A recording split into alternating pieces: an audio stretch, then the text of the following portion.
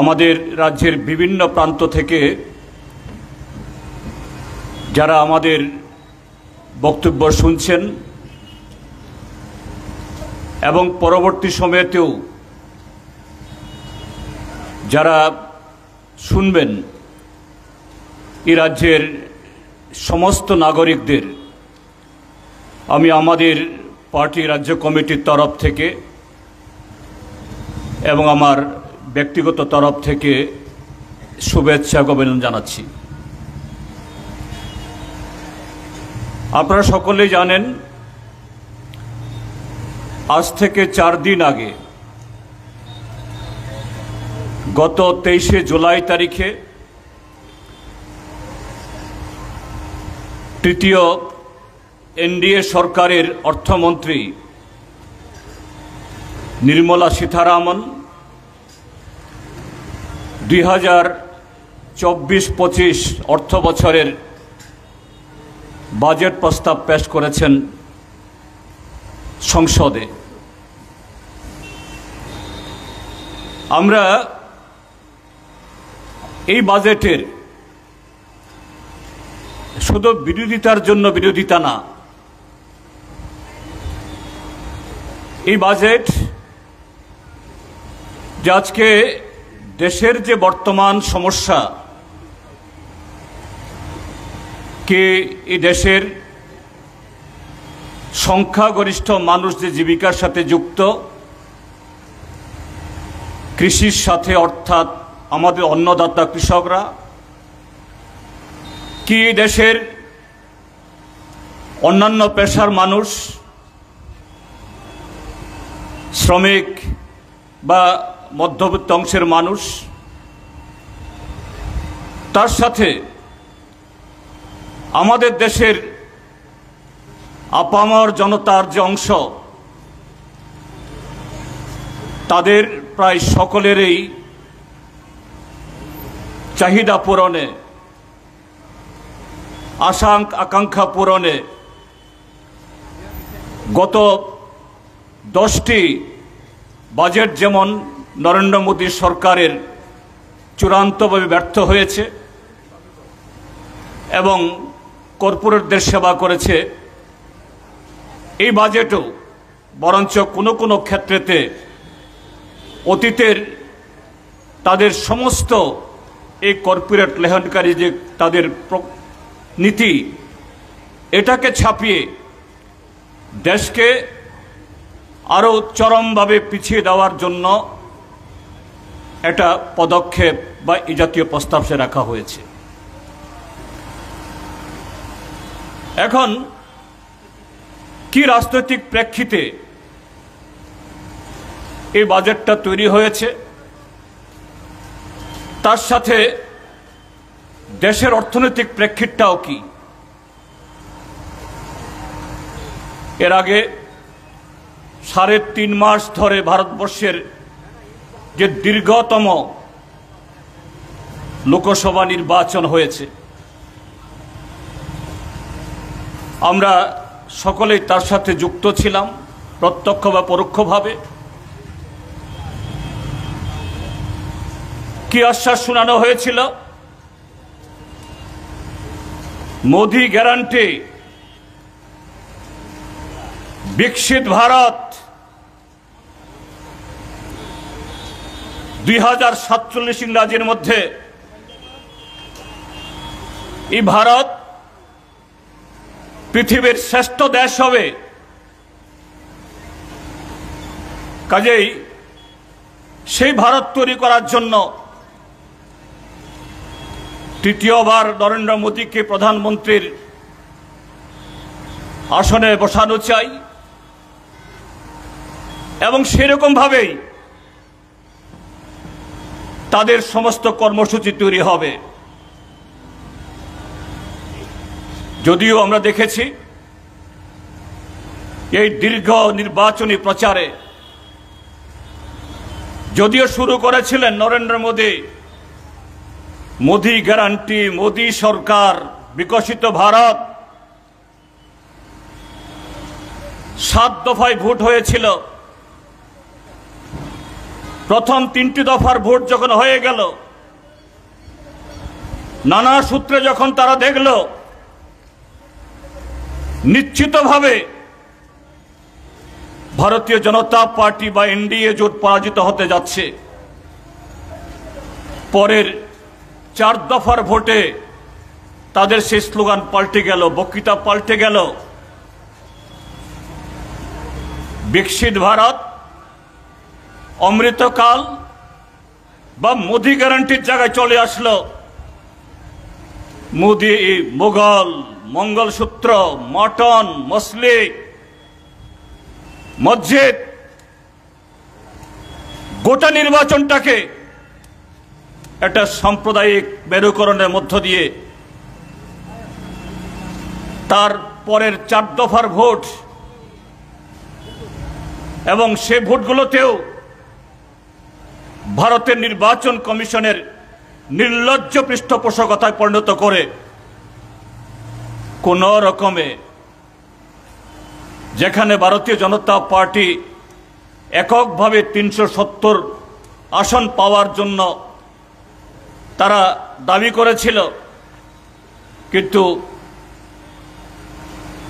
সেই সংখ্যাগরিষ্ঠ লাভের তার 32 আসনে পেছনে থেমে গেল। 240-এর মধ্যে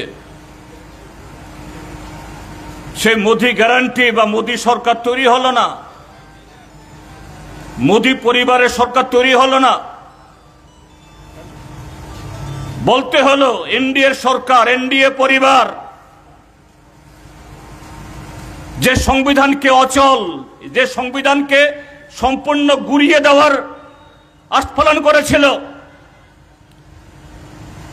সেখানে গুড়িয়ে হলেও এই দেশের জনগণের যে তাদের চেতনার কাছে হার মেনে এখন সংবিধানের কথা বলা হচ্ছে।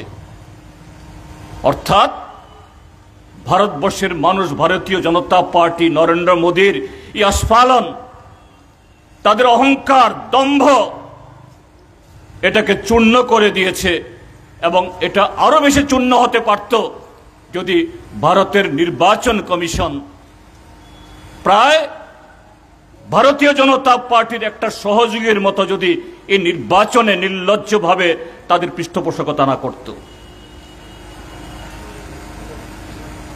এই হলো প্রেক্ষিত। অর্থাৎ রাজনৈতিক দিক থেকে কোন রকমে শরিকদের সাহায্য নিয়ে সরকার তৈরি করতে পারলেও ভারতীয় জনতা পার্টির সেই শক্তি, রাজনৈতিক শক্তি,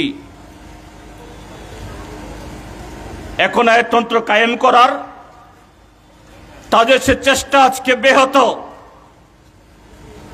ভারতবর্ষের মানুষ নিশ্চয়ই শুধু এই জায়গাতে আত্মতুষ্ট না থেকে আগামী দিন এই লড়াইকে আরো সংহত করার মধ্য দিয়ে ভারতীয় জনতা পার্টি এবং এনডিএকে সম্পূর্ণ পরাজিত করার জন্য আগামী দিন আরো ব্যাপক কর্মসূচি গ্রহণ করবে। এ হলো রাজনৈতিক পরিস্থিতি। অর্থনৈতিক পরিস্থিতি কেমন বিস্তারিত বলার তো সুযোগ এখানে নেই। ভারতবর্ষের সরকার নরেন্দ্র মোদী আসার পর আমাদের দেশে যে সমস্ত মন্ত্রক বা এজেন্সি আমাদের দেশের আর্থ সামাজিক অবস্থার বিভিন্ন রকমের মূল্যায়ন করে, ইভালুয়েশন করে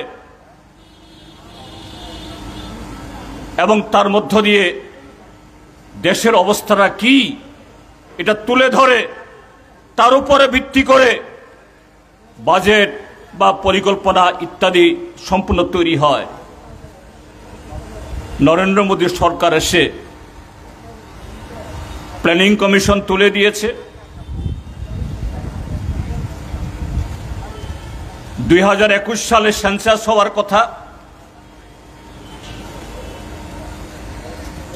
করোনা ভাইরাসের জন্য ঠিক আছে সেই সময়তে এটা করা সহজ সুযোগ ছিল না, তাই স্থগিত করতে হয়েছে। কিন্তু সারা পৃথিবীতে এই করোনা তার মোকাবেলা হওয়ার পর চীন হোক, আমেরিকা হোক, জাপান হোক, ইংল্যান্ড হোক বা আফ্রিকা হোক, পৃথিবীর সব দেশে সেন্সাস হলেও ভারতবর্ষে 3 বছর চলে গেছে, সেন্সাসের কোনো নামগন্ধ নেই। সেন্সাসের মধ্য দিয়েও দেশের আর্থ সামাজিক কাঠামো, শুধু জনসংখ্যা হিসাব করা না, তার ইভালুয়েশন হয়, তার সাথে স্যাম্পল সার্ভে বা আরো নানা ধরনের যে পরিসংখ্যান, সমস্ত এই পরিসংখ্যান বা যারা এইসব ইভালুয়েশন করবে, সমস্ত এজেন্সি, সমস্ত দপ্তর, এদের দরজা বন্ধ। সে সমস্ত মন্ত্রক বা দপ্তরে যে সমস্ত অফিসার কর্মীরা আছেন, তারা বসে বসে মাইনা নিচ্ছেন। অদ্ভুত, 140 কোটি দেশের মানুষ, পৃথিবীর সর্ববৃহৎ জনসংখ্যার দেশ এখন ভারত। সে দেশে সরকারের পরিসংখ্যান দপ্তর, তার দরজা বন্ধ। কিন্তু প্রতিনিয়ত মোদী সরকার এবং তার বসংবদ যে সমস্ত প্রচার মাধ্যমগুলো, যার নাম পড়েছে এখন গদি মিডিয়া, এই গদি মিডিয়া তারা সুশাসন, অমৃতকাল এসবের পরিসংখ্যান দিচ্ছেন। মোদী সরকার আমলে ভারত নাকি ফাস্টেস্ট গ্রোয়িং ইকোনমি, দ্রুত এটা অগ্রগমনকারী অর্থনীতি, 5 ট্রিলিয়ন অর্থনীতি চলে যাচ্ছে। 2047 ইংরেজির মধ্যে সারা পৃথিবীর 1 নম্বর অর্থনীতি হবে। কিন্তু সরকার জান বুঝে তার পরিসংখ্যান দপ্তর বা এই সমস্ত যারা তথ্য বিশ্লেষণ করে এগুলো বন্ধ রাখলেও দেশের মধ্যে কতগুলো এজেন্সি আছে খুবই নির্ভরযোগ্য, তাদের যে তৈরি করা যে এভালুয়েশন, রাষ্ট্রসংঘ হোক বা international monetary fund, world bank, এরা এটাকে মান্যতা দেয়। তার মধ্যে অন্যতম centre for monitoring of Indian economy, CMIE। তারা কি বলছে? স্বাধীনতার পর যে এত বেকারিত্ব ভারতবর্ষে আর কখনো হয়নি। স্বাধীনতার পর ধনী গরিবের মধ্যে বৈষম্য ভারতবর্ষে আর কখনো এরকম ছিল না, এমনকি পরাধীন ভারতবর্ষ থাকার সময়তেও। এবং এটা শুধু ভারতবর্ষের কোনো একটা অর্থ বছরের সাথে বর্তমান সময়ের তুলনা না, তুলনামূলকভাবে এই সময়েতে পৃথিবীর বিভিন্ন দেশের সাথে তুলনা করলে পরে ভারতবর্ষ এই ক্ষেত্রেতে তার চেহারা জঘন্যতম। শুধু বেকারির তালিকা না, শুধু বৈষম্যের যে চেহারা না, সারা পৃথিবীর ক্ষুধা তালিকার মধ্যে 125টা দেশের মধ্যে ভারতবর্ষের তার ক্রমতালিকায় 111 নম্বরে, এবং আগামী দিনও এটা শুধরানোর কোনো সেখানে অবস্থা নেই। সে অবস্থায় এই বাজেট সেখানে পেশ হচ্ছে। যদিও নরেন্দ্র মোদী সরকারের প্রতি আমাদের সেরকম কোনো ধরনের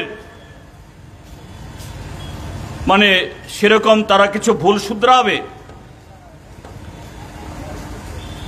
প্রকাশ্যে না বললেও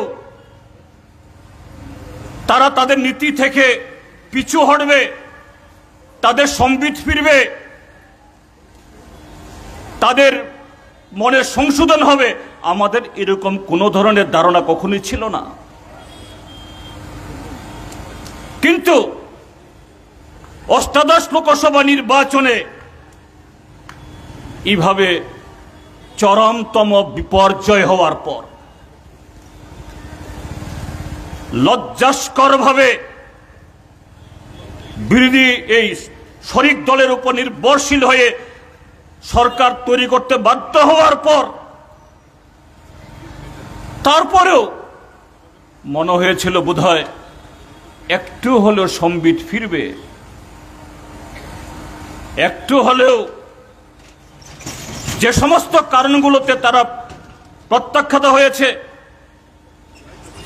জনগণ তাদের আশা আকাঙ্ক্ষা সেখানে গড়ে বালি দিয়ে দিয়েছে, তা একটু শুধরাবেন। কিন্তু এই দলটা তো ভারতীয় জনতা পার্টি, এই দলকে চালায় আরএসএস। এই আরএসএস এর যে রাজনৈতিক মতাদর্শ কি? আরএসএস এর রাজনৈতিক মতাদর্শ এই দেশের অল্প সংখ্যক তথাকথিত উচ্চ বর্ণের লোক, তার মানে সমাজে আমরা যেভাবে উচ্চ বর্ণ ইত্যাদি আছে আমরা সেভাবে বলি না, তথাকথিত তাদের যারা হিন্দুত্ববাদী রাজনীতিকে যারা বিশ্বাস করে, তাদের বিকাশ, তাদের সমৃদ্ধি, তাদের স্বাচ্ছন্দ্য ছাড়া আরএসএস কিছু ভাবে না। কাজী আরএসএস পরিচালিত এই ভারতীয় জনতা পার্টিও শত বিপর্যয় হলেও এ থেকে তারা শিক্ষা নিতে পারে না, তাই হয়েছে। এই বাজেটের কিছু খুঁটিনাটি আমার আগে দুজন বক্তা কিছু কিছু বলেছেন, সেখানে কতগুলো খুঁটিনাটি সাধারণভাবেও সাধারণ নাগরিক, অর্থনীতিবিদ না হয়েও, রাজনীতিবিদ না হয়েও আমরা আমাদের ব্যক্তি জীবন, সাংসারিক জীবন, সমাজ জীবনের মধ্য দিয়ে প্রত্যেকেরই কিছু না কিছু উপলব্ধি আছে। সেটা কি? আপনি যদি কোনো সংসারের বা একটা পরিবারের যদি বিকাশ চান, বিকাশ মানে শুধু ব্যাংক ব্যালেন্স বাড়ানো না, বিকাশ মানে শুধু একটা ভালো ঘর, দোতলার জায়গা তিনতলা তৈরি করা না। সত্যিকারের যে বিকাশ বা সমৃদ্ধি যদি বলা হয়, সেই পরিবারের প্রত্যেক সদস্য তার সুন্দর স্বাস্থ্য, সুন্দর মনন এবং সুন্দরভাবে পাড়া প্রতিবেশী সকলের সাথে তার সম্পর্ক, গ্রহণযোগ্যতা আর স্বচ্ছন্দের সাথে আয় করার দিক থেকেও, ব্যয় করার দিক থেকেও এবং জীবন নির্বাহ করার দিক থেকেও সেরকম একটা স্বচ্ছন্দ, নিরাপদ, চিন্তামুক্ত, এটাই তো কোনো সংসারের, কোনো পরিবারের তার সমৃদ্ধ জীবন। কাজে জাতির ক্ষেত্রে, দেশের ক্ষেত্রেতেও যে বিকশিত ভারত তারা বলছেন, বিকশিত ভারতের স্বপ্ন, বিকশিত ভারত মানে কি শুধু দু একটা পরিবারের বিকশিত হলে? এরা তো এমনিই হচ্ছে। আদানি, আম্বানি, কদিন আগে আম্বানির ছোট ছেলের বিয়ে হয়েছে, যে সমস্ত পত্রপত্রিকাতে বা সোশ্যাল মিডিয়াতে কিছু কিছু যে খবর ভেসে আসে বা দেওয়া হয়, বলছে 7,000 কোটি টাকা এই আসল বিয়েতে খরচ হয়েছে। এর আগে যখন প্রাক বিয়েতে তখনও প্রায় তার অর্ধেক টাকা খরচ করা হয়েছে।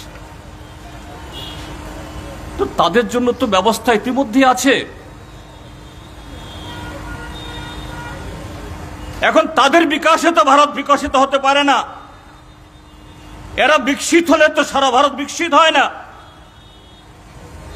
সারা ভারত বিকশিত হবে এদেশের 140 কোটি মানুষ তাদের দুবেলা খাওয়া, তাদের সন্তানদের লেখা পড়া, স্বাস্থ্য, বাসস্থান, চিকিৎসা। 140 কোটি ভারত, এটা কাশ্মীর হোক বা কন্যাকুমারী বা মণিপুর, ত্রিপুরা, যেখানে হোক, সমস্ত অংশের মানুষের সমানভাবে সে বিকশিত হওয়ার সুযোগ। শিক্ষা, স্বাস্থ্য, পরিকাঠামো সব দিক থেকে সেরকম ভাবে দেশের পরিকল্পনা হবে। তার সাথে হাত ধরে আমাদের দেশের অর্থনীতিকে যে সমস্ত সেক্টরগুলো বিকশিত করতে পারে, কৃষির সাথে এখনো 60% বেশি লোক যুক্ত, সেই কৃষি ক্ষেত্রকে আরো সম্প্রসারিত করা, তার পাশাপাশি শিল্প ইত্যাদির বিকাশের জন্য সেরকম উদ্যোগ গ্রহণ করা এবং সেই ব্যবস্থাকে, সে লক্ষ্যকে সামনে রেখে কিভাবে এই দেশের নাগরিকরা, বিশেষ করে নতুন প্রজন্ম, তার শিক্ষা ব্যবস্থা, স্বাস্থ্য ব্যবস্থা সেখানে গড়ে তোলা, সেভাবেই তো পরিকল্পনা করতে হবে। তাহলে কি প্রয়োজন? আমাদের বাজেট যত লক্ষ কোটি টাকারই হোক, 20 লক্ষ কোটি টাকারই হোক বা 30 লক্ষ কোটি টাকার হোক, এই বাজেটের যে প্রান্তিক অংশের মানুষ, এদেশের কৃষি এবং শ্রমিক অংশের মানুষ, তাদের আয় বাড়ানোর জন্য যে সমস্ত জায়গাগুলোতে ইনভেস্টমেন্ট, খরচ বেশি করতে হবে সেখানে করা। কিন্তু কি হয়েছে? 2014 সালে এদেশের কৃষকদেরকে ঠকিয়ে নরেন্দ্র মোদী দেশের 300টির বেশি জায়গাতে জনসভা করে বলেছেন, আমি যদি দেশ সেবা করার সুযোগ পাই, আমার মন্ত্রিসভার প্রথম সিদ্ধান্ত হবে ডক্টর স্বামীনাথন কমিশনের সুপারিশ অনুসারে কৃষকদের উৎপাদিত ফসলের ন্যায্য মূল্য দেওয়া। সেখানে একটা ফর্মুলা দিয়ে গেছেন, C2+50, অর্থাৎ উৎপাদন খরচের 1.5 গুণ। এখন নির্মলা সীতারামন এবার 11তম বাজেট পেশ করল, তার কোনো উল্লেখই নেই, তার কোনো বক্তব্যই নেই। আমাদের দেশে স্বাধীনতার পর এ দেশের গ্রামীণ জনগণ, তাদের জন্য যদি ন্যূনতম একটা আইন হয়ে থাকে যে সরাসরি কেন্দ্রীয় বাজেট থেকে তাদের আইন মোতাবেক মৌলিক অধিকার হিসাবে কিছু পাওনা, এটা হলো রেগা, বছরে 100 দিনের কাজের গ্যারান্টি। এবং যে কাজ পাবেন, কাজ করবেন, বাজার দর হিসাবে তার মজুরিও বাড়বে, ওয়েজেসও বাড়বে।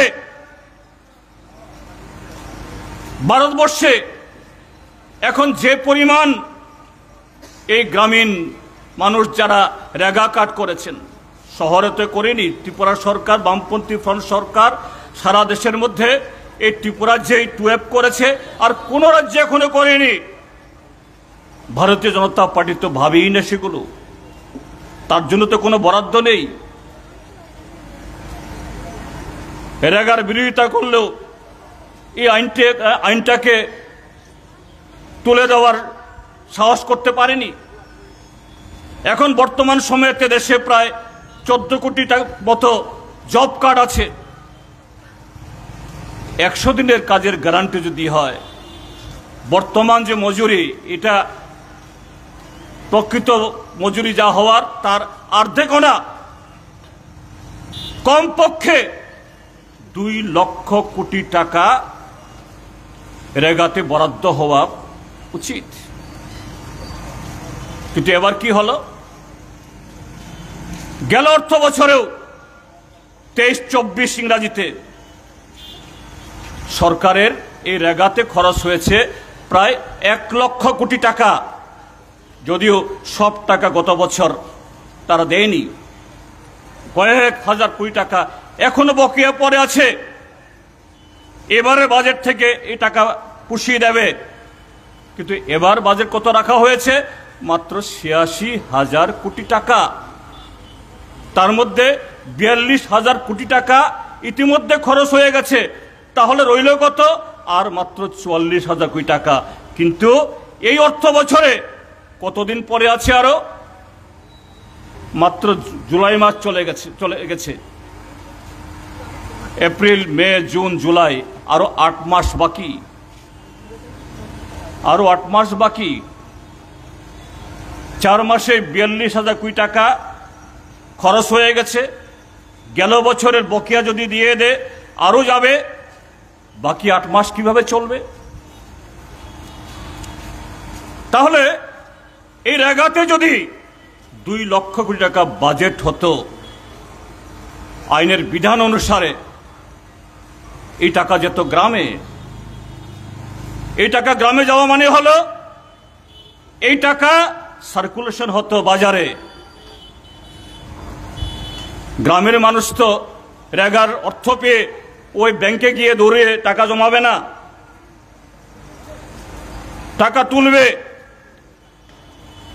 সেই টাকা তুলে খাবারের দোকানে যাবে, মুদির দোকানে যাবে, কাপড়ের দোকানে যাবে। সে টাকায় অন্যান্য গৃহস্থালী খরচ করবে। এভাবেই গ্রামীণ অর্থনীতি বিকশিত হতো।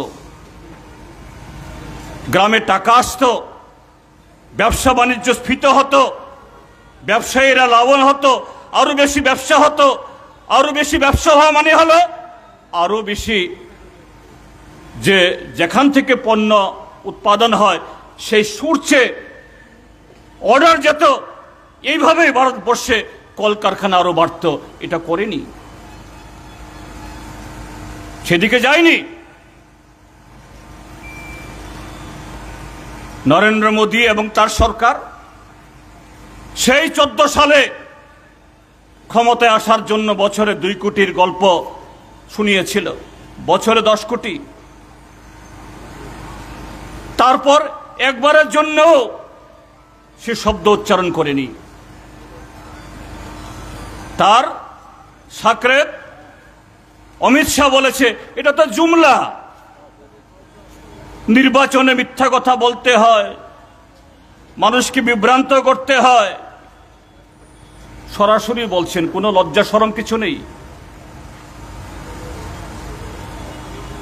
এবার এই নির্বাচনে বিরোধী দলগুলোর তরফ থেকে, বিশেষ করে ইন্ডিয়া ব্লকের তরফ থেকে, আরএসএস বিজেপির শত প্ররোচনা সত্ত্বেও, সাম্প্রদায়িক মেরুকরণের জন্য শত চেষ্টা সত্ত্বেও ইন্ডিয়া ব্লক মতাদর্শগতভাবে, কর্মসূচিগতভাবে সিপিআইএম, কংগ্রেস, শিবসেনা, এনসিপি বা ওই ডিএমকে, বিভিন্ন দলের মধ্যে পার্থক্য ছিল, আছেও, থাকবেও। কিন্তু দেশের এরকম একটা চরম মুহূর্তে, সংকটকালে বিরোধী রাজনৈতিক দলগুলো বা তার মঞ্চ ইন্ডিয়া ব্লক ঐক্যবদ্ধভাবে একটা অদ্বিতীয় কোনো ম্যানিফেস্টো না থাকলেও কি মহারাষ্ট্রের এনসিপি, কি তামিলনাড়ুর ডিএমকে, কি সিপিআইএম, কি কংগ্রেস, কি সমাজবাদী পার্টি, কি আম আদমি পার্টি, প্রত্যেকটা দলের বক্তব্যের মধ্যে ছিল এই দেশের আজকে সাধারণ মানুষ, সংখ্যাগরিষ্ঠ মানুষের জীবন যন্ত্রণার কথা। বেকারদের হাতে কাজ দিতে হবে, শ্রমিকদের মজুরি বাড়াতে হবে, কাজের গ্যারান্টি বা শ্রমিকদের তাদের জন্য যে সমস্ত রক্ষা কবচগুলো ছিল, শ্রম আইন ইত্যাদি তুলে দেওয়া হয়েছে, এগুলো পুনঃস্থাপন করতে হবে। অবসরপ্রাপ্ত শিক্ষক শিক্ষিকা বা অন্যান্য কর্মচারী তাদের এই পেনশন সিস্টেম, পুরনো পেনশন সিস্টেম, এগুলো তুলে দেওয়া হয়েছে, এগুলো আবার পুনঃপ্রতিষ্ঠা করতে হবে। এক বাক্যে মহারাষ্ট্র থেকে ত্রিপুরা, ত্রিপুরা থেকে তামিলনাড়ু, তামিলনাড়ু থেকে উত্তরপ্রদেশ, সর্বত্র বিজেপির শত প্ররোচনা,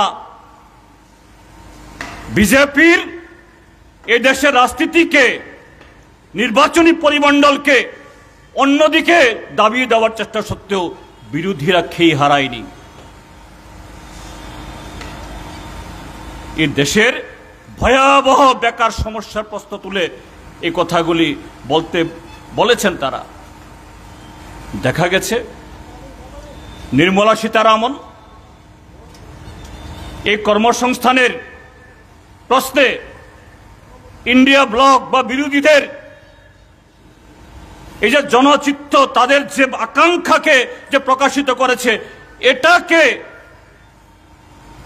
টেক্কা দেওয়ার জন্য বা এটাকে যে না আমরাও কর্মসূচির কথা বলছি, এটা দেখানোর জন্য কি করেছে? কমরেড পবিত্রকর বলেছেন এখানে 1,30,00,000 যে বিভিন্ন দপ্তরে শূন্যপদ পড়ে আছে গত 10 বছরের বেশি সময় ধরে, এগুলো পূরণ করার জন্য কোনো একটা শব্দ নেই। নরেন্দ্র মোদী সরকার আসার আগে পার্লামেন্টে রেলের আলাদা বাজেট পেশ হতো, রেল বাজেট, সাধারণ বাজেটের আগে রেল বাজেট হতো। এই সরকার রেল বাজেট তুলে দিয়েছে, এটাকে সাধারণ বাজেটে ঢুকিয়ে দিয়েছে।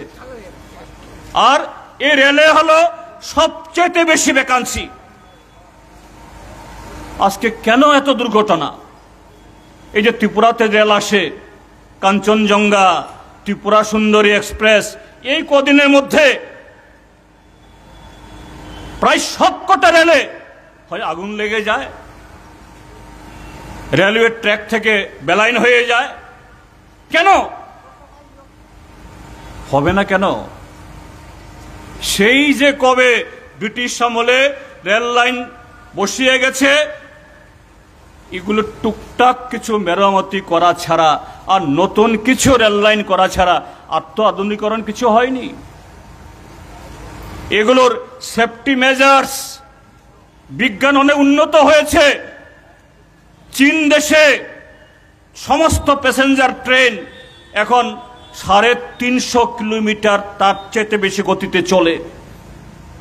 এরা বলছে আগামী 5 বছরের মধ্যে চীনে প্রতি ঘন্টায় 800 কিলোমিটার বেগে ট্রেন চলবে। সারা পৃথিবীতে যত বুলেট ট্রেন বা তার যত ট্র্যাক, তার 60% একা চীনে। সেখানে এই ধরনের কোনো অ্যাক্সিডেন্ট হয় না। অ্যাক্সিডেন্ট হতেই পারে টুকটাক, কিন্তু ভারতবর্ষে বুলেট ট্রেন তো চালুই হয়নি এখনো। শুধু নাম বদলিয়ে বন্দে ভারত, কদিন আগে সোশ্যাল মিডিয়াতে দেখেছি বন্দে ভারতের যে ড্রাইভার বসে, ড্রাইভার মাথায় জল পড়ছে, লিখছে কান্দে ভারত। বন্দে ভারত না কান্দে ভারত। এই রেলে 14 লক্ষের বেশি ভ্যাকান্সি, এগুলো পূরণের কোনো কথা নেই। বলছে কর্পোরেটদের, বলছে তোমরা 1 কোটি অ্যাপ্রেন্টিস রাখো, চাকরি দাও বলেন অ্যাপ্রেন্টিস, অর্থাৎ তোমরা এদেরকে তৈরি করো। আমি যদি ভুল না দেখে থাকি বা ভুল না শুনে থাকি, ন্যূনতম 5,000 টাকা করে তাদেরকে মজুরি বা ভাতা দাও, আর এটা হলে পরে 72,000 টাকা করে কর্পোরেটকে দেবে। অর্থাৎ যে কর্মসংস্থানের নামে আসল কর্মসংস্থান তো নেই। এই 1 কোটি বেকারদের জন্য কিছু কাজ দেওয়ার ক্ষেত্রেতেও কর্পোরেটদেরকে কিভাবে সাহায্য করা যায়, অর্থাৎ ওই বেকার যুবক সে পাবে না হয় 5,000 টাকা করে বছরে, 5 12 60,000, কিন্তু কর্পোরেট পাবে 72,000 থেকে 1,25,000 না 20,000 জানি। এখানেও আদানি আম্বানি তাদের মুনাফা কিভাবে বাড়ানো যায় সে লক্ষ্য। নির্মলা সীতারামন বলছেন গত 1 বছরে আমাদের রাজস্ব বেড়েছে, রাজস্ব আদায় 14.2 কোটি, এই 14.2%। এর আগের অর্থ বছর চাইতে আমাদের বেড়েছে। হ্যাঁ বেড়েছে, বাড়বে না কেন? এই যে শুনলেন, বড় লোক হীরার আংটি কিনবে, হীরার চেন কিনবে, তার জন্য কোনো ধরনের জিএসটি নাই। কিন্তু আপনি ওই শ্মশানে পোড়াতে যান, এখনো জিএসটি দিতে হবে।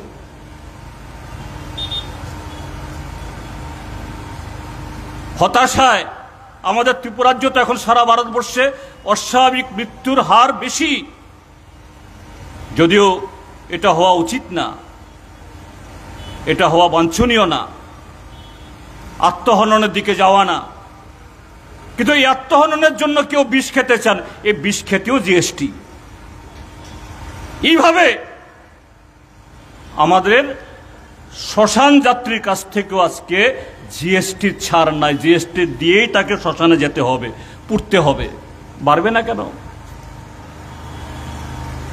তুমি জিএসটি বাড়িয়েছ 14.2%, কিন্তু এক্সপেন্ডিচার কত, খরচ কত বাড়িয়েছ? খরচ 5.6 না 7%, 6 না, তাহলে বাকি তুমি 14% তুমি বাড়িয়েছ, খরচ বাড়িয়েছ মাত্র 5.5%। তাহলে বাকি যে 7% কার জন্য রেখেছ তুমি? কার খাতে খরচ হবে? খরচ হবে আদানি আম্বানিদের খাজনা মকুব করার জন্য। তাদের উপর তো ট্যাক্স তো বসানো হবেই না, উল্টো নানাভাবে তাদেরকে ইনসেন্টিভ পাইয়ে দেবে। তারপরও এদেরকে তাদের ঋণ মকুব করার জন্য এই যে 14%-এর বেশি আজ তাদের রাজস্ব আদায় হয়েছে, সেখান থেকেও রেখে দেওয়া হয়েছে। এই হলো এই বাজেট। কাজে তার বিরোধিতা করা ছাড়া এটা বিরোধিতার জন্য বিরোধিতা না, এই দেশকে বাঁচানোর, দেশের মানুষকে বাঁচানোর, এই দেশের কৃষি এবং এই দেশের শিল্পকে বাঁচানোর জন্য এই লড়াই আমাদের করতে হবে। সে লড়াইয়ের সাথে গণতান্ত্রিক অধিকার রক্ষা, এই দুটো যদি একসাথে করতে না পারি, গণতন্ত্র না বাঁচলে অর্থনৈতিক অধিকার এটাও সুরক্ষিত হবে না। আমাদের ত্রিপুরাজ্যের মধ্যে গণতন্ত্রের হনন, এটা বলার অপেক্ষা রাখে না। গত পরশুদিন ভারতীয় জনতা পার্টির সভাপতি সাংবাদিক সম্মেলন করছে, বিরোধীরা ত্রিস্তর নির্বাচনে প্রার্থী পাচ্ছে না।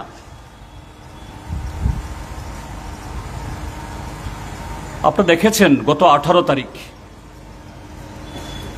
আমি যদি দুর্গাচুমনি ব্লকের কথা বলি,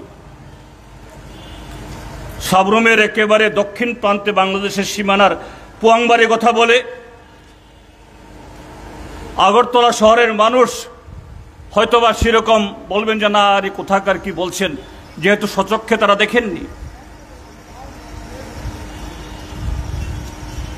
যে গত 18 তারিখ এই ডুকলি হাপানিয়া, এটা তো আগরতলা শহরের মধ্যেই, রাজধানীর মধ্যেই।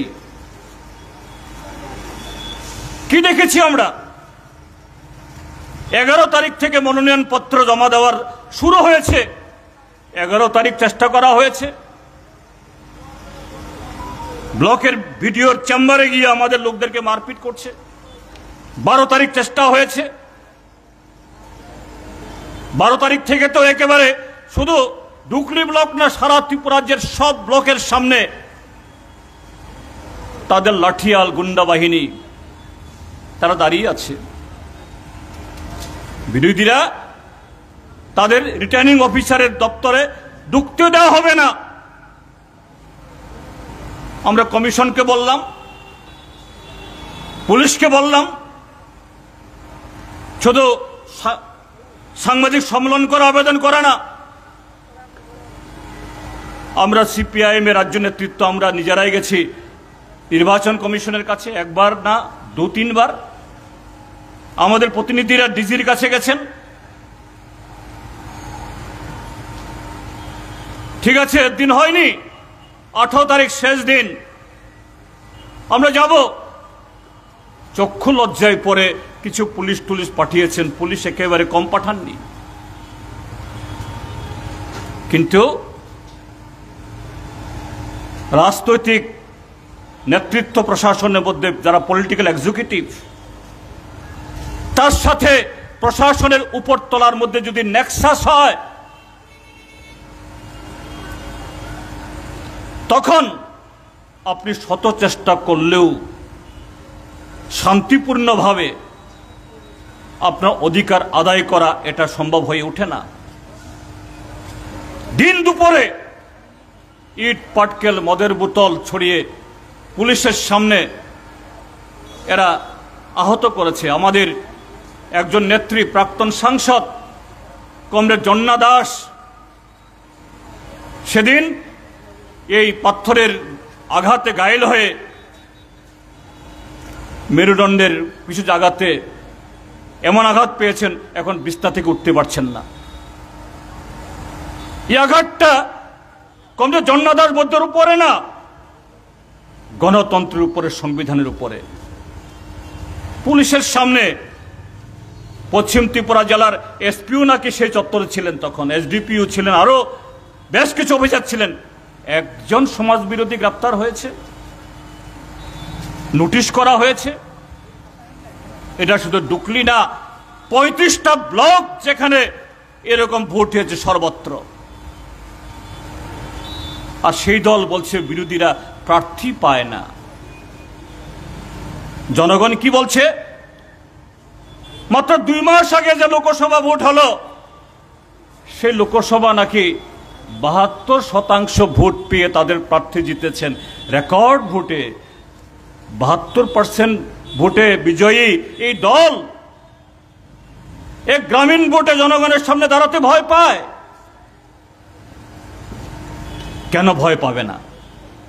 আজকে বিজেপির পেছনে কারা কারা তাদের প্রার্থী? কেন এগুলো? মহাকরণ থেকে ত্রিপুরা রাজ্যের সবকটা গ্রাম পঞ্চায়েত, সবকটা মিউনিসিপ্যালিটি, এগুলো হয়ে গেছে মুষ্টিমেয় লোকের সিন্ডিকেট।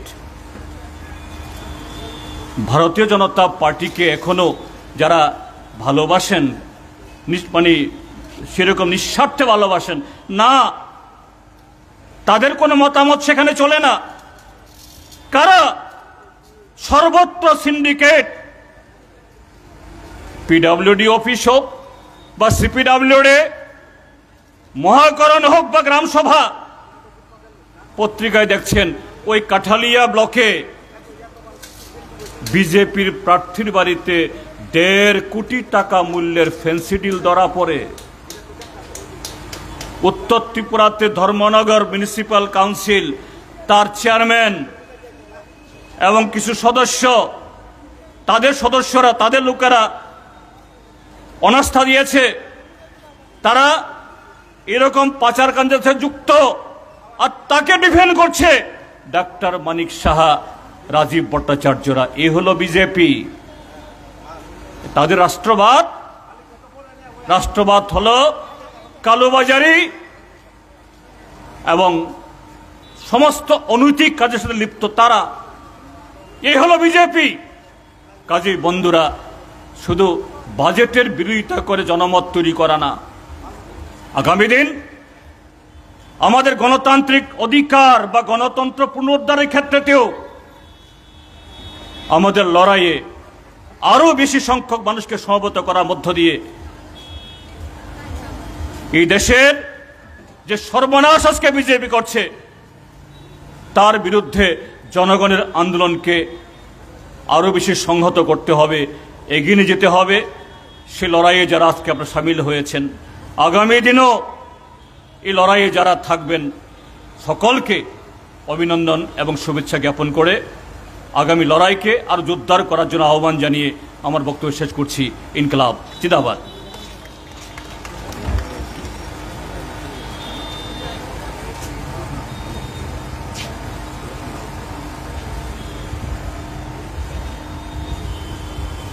একটি ঘোষণা কিছুক্ষণ আগে ভারতের কমিউনিস্ট পার্টি মার্ক্সবাদী রাজ্য কমিটির প্রাক্তন সদস্য কমরেড সমরাঢ্য প্রয়াত হয়েছেন আইএলএস হাসপাতালে। তার প্রতি শ্রদ্ধা নিবেদন করে আমরা কিছুক্ষণের জন্য নীরবতা পালন করব।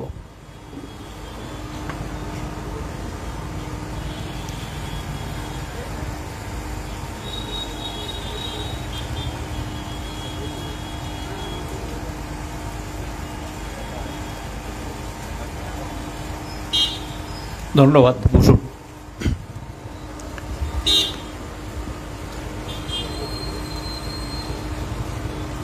সংগ্রামী বন্ধুগণ, মা এবং বোনেরা, বাজেটের উপর আপনারা দীর্ঘ আলোচনা শুনেছেন। আমি সংক্ষেপে কয়েকটা কথা শুধু বলবো। আমরা এমন একটা দেশে বসবাস করি, সকল অংশের মানুষের কাছে বাজেটের গুরুত্বটা কি এবং এই বাজেটের উপর যে একটা নাগরিকের ভবিষ্যৎ নির্ভর করে, সকলকে আমরা এটা বুঝাতে সক্ষম হইনি বা বুঝাতে পারিনি। কোনো কোনো দেশে বাজেটকে কেন্দ্র করে সরকারের পতন হয়ে যায়, যদি সেটা চরম জনস্বার্থ বিরোধী বাজেট হয়। বিজেপি নেতৃত্বাধীন যে সরকারটা দিল্লিতে চলছে, এদের কাছে তো ভালো বাজেট আশা করা যায় না, কারণ এরা একচেটিয়া পুঁজি, ধনিক বণিক, মুষ্টিমেয় কিছু পরিবারের প্রতিনিধিত্ব করে দেশটাকে তারা লুটপাট করছেন। নির্বাচন হয়ে গেছে, লোকসভার ভোট, আমরা মানুষের কাছে গিয়েছি, বুঝিয়েছি। যারা বুঝেছেন তারা বিজেপিকে ভোট দেননি এবং এই সরকারকে ক্ষমতা থেকে সরাতে চেয়েছেন। এই সরকার জনসমর্থনে ক্ষমতা আসেনি, অর্থ ব্যবহার করে, গুদি মিডিয়াকে ব্যবহার করে, মানুষকে বিভ্রান্ত করে, সাম্প্রদায়িক মেরুকরণ করে সংখ্যার জোরে কিছু ক্ষমতা এসছেন। কিন্তু সংখ্যা গরিষ্ঠ মানুষ ভারতবর্ষে এদেরকে ভোট দেনি। আমরা ভেবেছিলাম যে শিক্ষা দেবে এর থেকে, বা কিছু বুঝবেন বা শিক্ষা নেবেন। এদের শিক্ষা নেই বা শিক্ষা নেয় না। ভোটের আগে অনেক কথা বলেছেন এবং ভোটের 3 মাস আগের থেকে, ঘোষণার 3 মাস আগের থেকে দেশের প্রধানমন্ত্রী সারা দেশটাকে 3 বার চক্কর দিয়ে দিয়েছেন রাজ্যগুলোতে। যা ঘোষণা দিয়েছেন, আমার মনে হয় ভারতবর্ষের 40 বছরের বাজেটে যে টাকা লাগে তা ঘোষণা দিয়েছেন। যে রাজ্যে যেতেন 1 লক্ষ 1.5 লক্ষ কোটি টাকা ঘোষণা দিয়ে দিতেন, এটা হবে, ওই হবে, সেই হবে। ভোটের আগে মানুষ তাদের তিক্রমবাজি ধরে ফেলেছে, বুঝেছেন। যারা একটু রাজনীতির খবর রাখেন, দেশের খবর রাখেন, তারা এগুলো বিশ্বাস করেননি। আর যারা গভীরে গিয়ে খবর রাখেন না, তারা বিভ্রান্তির শিকার হয়েছেন। এবার এই যে বাজেটটা করলেন, একটা দেশের সাফল্য নির্ভর করে আমদানি এবং রপ্তানির উপর। আমাদের দেশের রপ্তানি কমে গেছে এখন, যে কারণে ফরেন কারেন্সি, বিদেশি মুদ্রার ভান্ডার ধীরে ধীরে কমছে, আমদানি বেড়ে গেছে। আমদানি যত বাড়বে, আমাদের দেশে বিদেশি মুদ্রা ভান্ডার তত কমবে। দেশের অর্থনীতির 12টা বাজিয়ে দিয়েছেন। আলোচনা হয়েছে, এগুলো শুনেছেন আপনারা।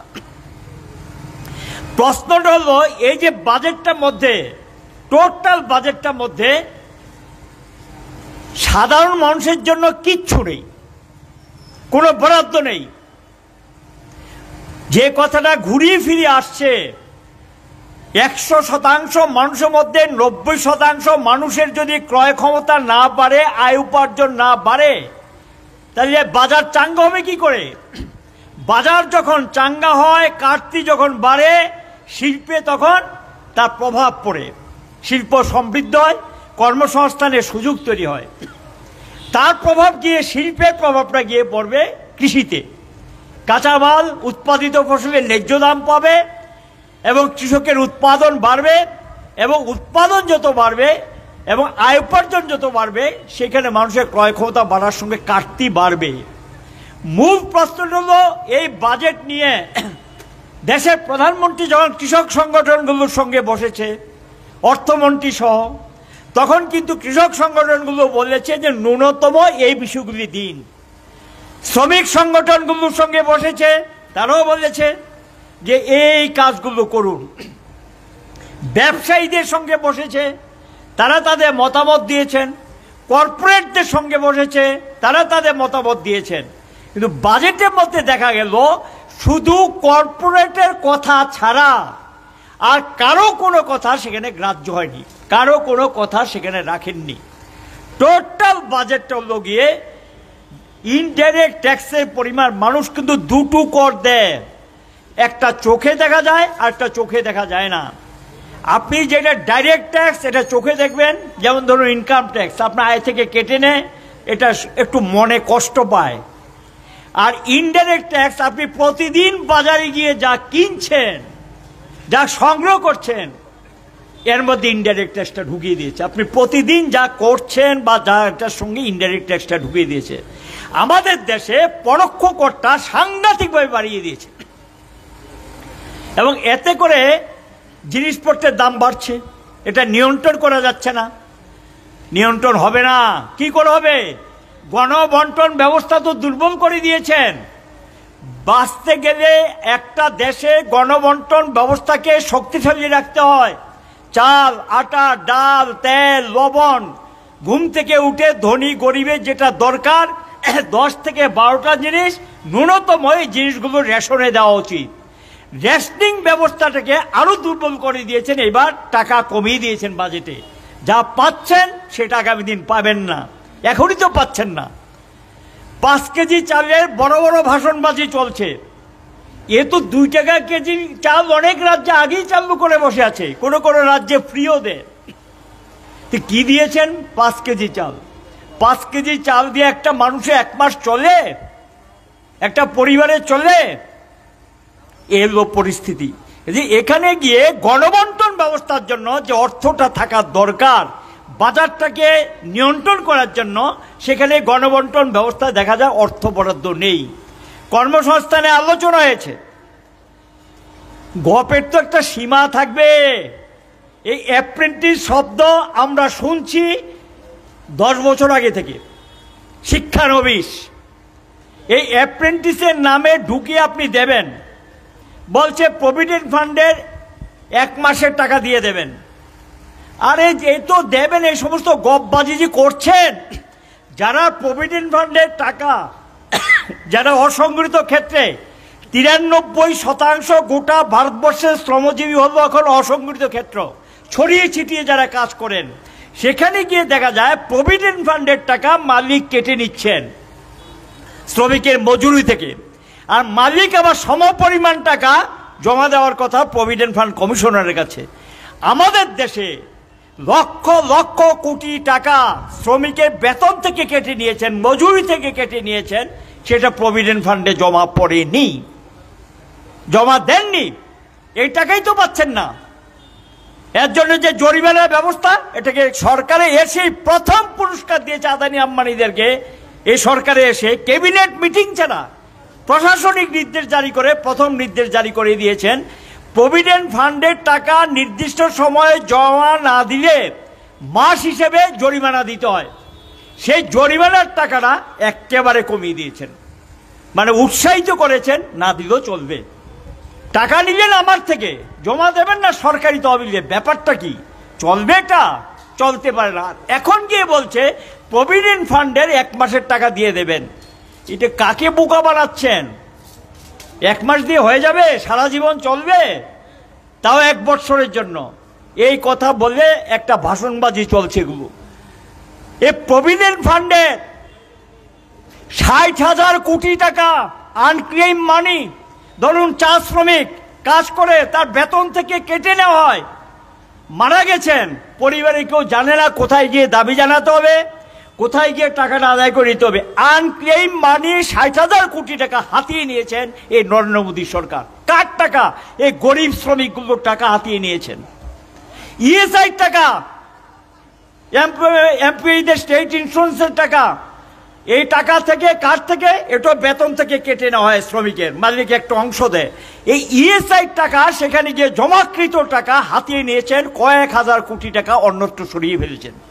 আর ইএসআইতে গিয়ে আপনি ডাক্তার দেখান, ওষুধ পায় না, দোকানে গেলে বলতে আমাকে টাকা দেয়নি, আমি ওষুধ দেবো না, এই অবস্থা। সমস্ত প্রকল্পগুলোকে ধ্বংস করে দিয়েছেন। এখন গিয়ে বাজেটের এটাই শেষ না, বরবাদটা করবে যেটা।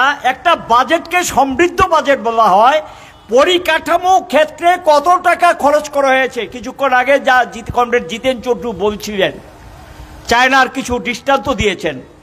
পরিকাঠামোতে যত বেশি টাকা আপনি খরচ করবেন, রাস্তাঘাট, জল, বিদ্যুৎ, স্কুল, হাসপাতাল যত নতুন নতুন তৈরি করবেন, কর্মসংস্থানের সুযোগ তৈরি হবে, বাজার চাঙ্গা হবে, মানুষ হাতের কাছে পরিষেবা পাবে, আর দেশটার অর্থনীতি সমৃদ্ধ হবে। আমাদের দেশে এবারকার বাজেটে পরিকাঠামোর কিচ্ছু নেই। আছে কি জানেন? এনএমপি, ন্যাশনাল মনিটাইজেশন পাইপলাইনের নামে বাজেটে ঘাটতি পূরণ করে বড়লোকদের পাইয়ে দেওয়ার জন্য বন্দর বিক্রি করবেন, আর কয়েকটা বাকি আছে হাত সাফাই করে নেবেন। তারপর এয়ারপোর্ট বিক্রি করবেন, এবং যে পাইপলাইনগুলো গ্যাসের খুব কস্টলি, অসম্ভব দামি, এই গ্যাসের যে পাইপলাইনগুলো আছে, যেটা রিফাইনারিগুলির থেকে সরবরাহ হয়, রিফাইনারিতে আসে, ক্রুড অয়েল যেটা থেকে মাধ্যমে আসে, এই পাইপলাইনগুলো বিক্রি করে দেওয়ার সিদ্ধান্ত নিয়েছেন। এবং রাস্তা, ন্যাশনাল হাইওয়েগুলো বিক্রি করবেন। তাহলে এই পরিকাঠামোগুলি কার টাকা? জনগণের টাকায়, আপনার টাকা, আমার টাকা, সবার টাকা, ট্যাক্সের টাকায় এই দেশের সম্পদ গড়ে উঠেছে।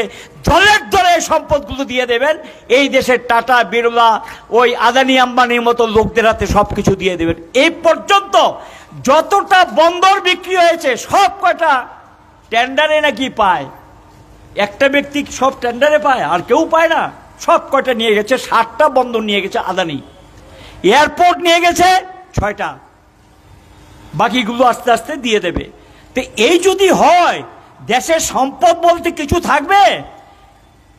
আমাদের ভারতবর্ষে মানুষের তীরে তীরে গড়ে উঠে সম্পদগুলো জলের দরে বিক্রি করে দেওয়ার জন্য এই ক্ষমতা কে দিয়েছে? বিজেপিকে। বিজেপি তো ভোটের আগে বলেনি এগুলি ক্ষমতা গিয়ে বিক্রি করে দেব, এখন এগুলো বিক্রি করে দেবে। এগুলো রক্ষা কাকে করতে হবে? এই সরকার কতদিন থাকবে? কতদিন আপনাদের সর্বনাশ করবে?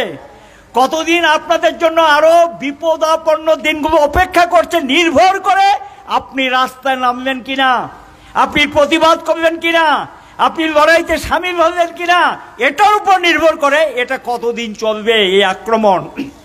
এখানেই শেষ না, আরো বিপজ্জনক দিক আসছে, আরো বিপজ্জনক আপনার আমার উপরে সাধারণ মানুষের আক্রমণ। এবং এই আক্রমণের হাত থেকে রেহাই পেতে গেলে পথ একটাই, রাস্তায় নামা, ঐক্যবদ্ধভাবে প্রতিরোধ করে তোলা, আন্দোলন গড়ে তোলা। বিক্রমবাজি করে চলে না। এই তো ব্রিটেনে দেখলেন কয়েকদিন আগে পরিবর্তন হয়ে গেছে, একই প্রশ্ন, মূল্যবৃদ্ধি, বেকার সমস্যা। ভারতবর্ষে এবার নির্বাচনও যেটা মুখ্য এসছে, মূল্যবৃদ্ধি, বেকার সমস্যা। অনেক সমস্যা এসছে, মুখ্যই দুটো। কয়েকদিন আগে ফ্রান্সের ইলেকশনে আমরা দেখলাম একই ঘটনা ঘটেছে, পরিবর্তন হয়ে গেছে। নয়া উদারীকরণের নামে মানুষের উপর যেই আক্রমণ নামিয়ে এনেছেন, যে সর্বনাশা পথ তারা বেছে নিয়েছেন, এই উদারীকরণের নীতি দেশের সর্বনাশটাকে আরো বেশি ত্বরান্বিত করবে। কাজেই উদারীকরণের নীতির বিরুদ্ধে যদি মোকাবিলা করে নীতির পরিবর্তন যদি না ঘটাতে পারেন, আপনার আমার ভাগ্যের পরিবর্তন ঘটবে না। আপনার ছেলে, আপনার মেয়ে, তার ভবিষ্যৎ বিপন্ন হবে, আপনার ভবিষ্যৎ বিপন্ন হবে। আপনি যেই কাজটা করে খেয়ে বেঁচে আছেন, এমন দিন আপনার জন্য অপেক্ষা করছে, এই কাজটা করে আপনি খেয়ে বেঁচে থাকতে পারবেন না এবং আপনার কাজটা হাতছাড়া হয়ে যাবে। কাজে নতুন কর্মসংস্থানে কোনো সুযোগ তৈরি করতে পারেনি, আপনার কাজ খাওয়ার ব্যবস্থা করে নিয়েছে এই বাজেটের মধ্য দিয়ে। যে কাজের সুযোগটা ছিল সেই সুযোগটাও কেড়ে নেওয়ার ব্যবস্থা হয়েছে বাজেটের মধ্য দিয়ে। এই কারণেই রাস্তায় নেমে আমরা সকলে মিলে প্রতিবাদ করছি। এই প্রতিবাদ সকল অংশে মানুষকে নামতে হবে এবং আমরা এখনো বলবো সরকারকে, একটু যদি মানুষের প্রতি দরদ থাকে তাহলে দেরি না করে ডাইরেক্ট ট্রান্সফার করুন টাকা পয়সা। মহিলাদের জন্য বলছে, আমরা তো দিচ্ছি। কি দিচ্ছেন? ব্যাংক থেকে 26টা ব্যাংকে 12টাতে পরিণত করেছেন। এখন শোনা যাচ্ছে 12টা ব্যাংকে কমিয়ে তারা 4টা থেকে 5টা ব্যাংকে নিয়ে যাবেন। এবং ব্যাংকে কার টাকা? এটা আপনার আমার সকলের, যাই কিছু টাকা আছে এটা ব্যাংকে জমা আছে। বড়লোকদের টাকা ব্যাংকে যা জমা, ইনভেস্টমেন্ট তার চেয়ে বেশি। তারা বেশি ব্যাংকে রাখে না, তারা ব্যাংক থেকে নিয়ে যায়। কার টাকা নিয়ে যায়? আপনাদের টাকা। এবং এই ব্যাংকিং সেক্টরটাকে সর্বনাশ করে দেশের অর্থনীতি সর্বনাশ তখনই হয়ে যায়। একটা দেশ দেউলিয়াতে পরিণত হয় কখন? যখন তার অর্থনৈতিক ক্ষেত্রগুলোকে দুর্বল করে দেয়। অর্থনৈতিক ক্ষেত্রের মধ্যে অন্যতম একটা ক্ষেত্র ইন্স্যুরেন্স সেক্টর এবং ব্যাংকিং সেক্টর। ইন্স্যুরেন্স সেক্টরে একটা বরবাদ করেছেন, এখন লাইফ ইন্স্যুরেন্স কর্পোরেশন যেটা লভ্যাংশ দেয় এটাকে সর্বনাশ করতে যাচ্ছেন। আর ব্যাংকিং সেক্টরেও আপনার ব্যাংকে গিয়ে এখন কি করবে? এই যে মুদ্রা লোন, এই লোন উপযুক্ত মানুষ পাক, গরিব মানুষ পাক, আরো বেশি করে পাক, এই দাবি আমরাই করছি। আরো দাও, আমরা সেটা বলছি। কিন্তু এই ব্যাংক থেকে যেই টাকাটা বেরিয়ে যাচ্ছে তারা কোন অংশে মানুষ পাচ্ছে? গিয়ে দেখবেন যারা শাসক দলের লোক তারা একজন, একই পরিবারের 2জন 4জন করে নিয়ে যাচ্ছে। মহিলাদেরকে সশক্তিকরণ যোজনার নামে তারা যে অর্থ দিচ্ছেন, এই অর্থই কি যথেষ্ট? এটাই কি একটা পরিবার চলবে? এই পরিবারগুলোকে টিকিয়ে রাখতে গেলে আমরা বলবো ব্যাংকে টাই আপ করে যে টাকাটা দিচ্ছ সেখানে সেই টাকাটা ফেরত যাতে পাওয়া যায় ব্যবস্থা আমরা চাই না। ব্যাংক থেকে টাকা নিয়ে কেউ ফেরত না দিক, এটা আমরা চাই না। কারণ তাহলে ব্যাংক যদি শেষ হয়ে যায় তাহলে দেশের অর্থনীতি শেষ হয়ে যাবে। যেটা করেছিল একবার এই ত্রিপুরার যে গ্রামীণ ব্যাংকের অবস্থা আপনারা জানেন, এই স্টেট কোঅপারেটিভ ব্যাংকের ব্যালেন্স শিটের অবস্থা ভালো না। গ্রামীণ ব্যাংকের ব্যালেন্স শিটের অবস্থা কমে গেছে তাদের আয় উপার্জন। কারণটা কি? কারণটা হলো গিয়ে, নিয়মটা হলো গিয়ে যে ব্যাংকের যে রেশু, সে রেশুটা ক্রস করে নিয়ম পদ্ধতি না মেনে একটা অংশে মানুষ ব্যাংক থেকে টাকা নিয়ে টাকা দিচ্ছে না। তারা কারা?